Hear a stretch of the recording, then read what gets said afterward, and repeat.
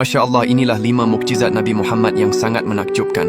Mukjizat-mukjizat ini merupakan anugerah besar yang telah Allah berikan kepada Rasulullah. Mukjizat yang pertama yaitu bisa berbicara dengan hewan.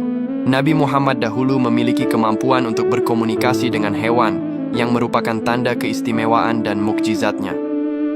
Salah satu kisahnya adalah saat seekor serigala berbicara kepada seorang penggembala untuk mengakui kenabian Nabi Muhammad, yang membuat sang penggembala sangat terkejut. Kisah lain menceritakan tentang seekor unta yang mengadu kepada Nabi tentang perlakuan buruk pemiliknya yang mempekerjakannya tanpa belas kasihan.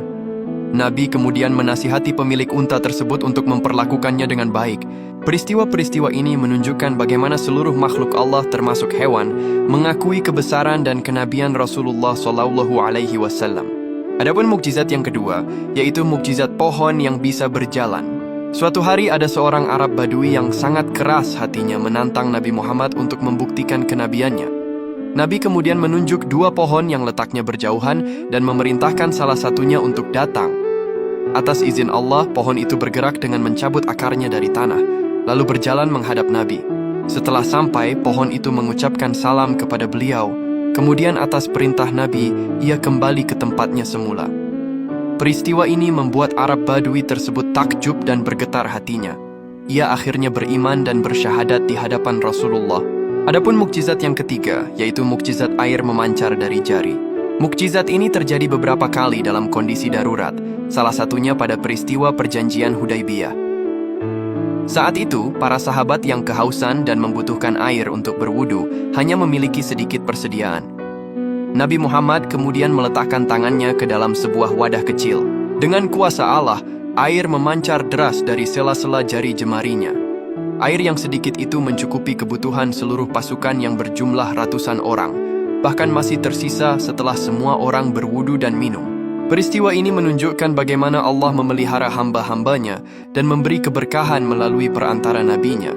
Adapun mukjizat yang keempat, yaitu mukjizat makanan mencukupi banyak orang.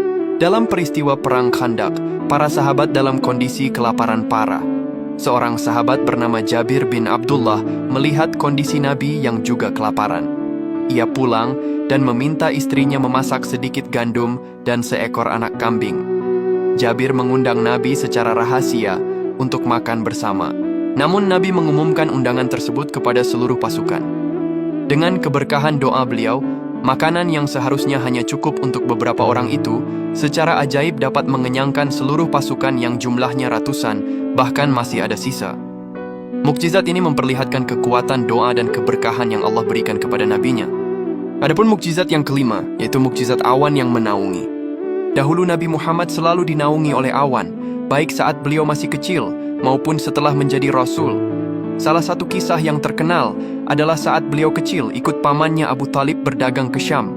Seorang pendeta bernama Buhaira melihat tanda-tanda kenabian pada diri Nabi Muhammad kecil, termasuk awan yang selalu menaunginya dari terik matahari. Setelah dewasa, mukjizat ini juga terus terjadi dan menunjukkan perlindungan ilahi yang senantiasa menyertai beliau dalam setiap perjalanan dan aktivitasnya. Ya Allah, semoga kita semua mendapatkan syafaat Nabi Muhammad di akhirat kelak. Amin. Allahumma salli ala Sayyidina Muhammad.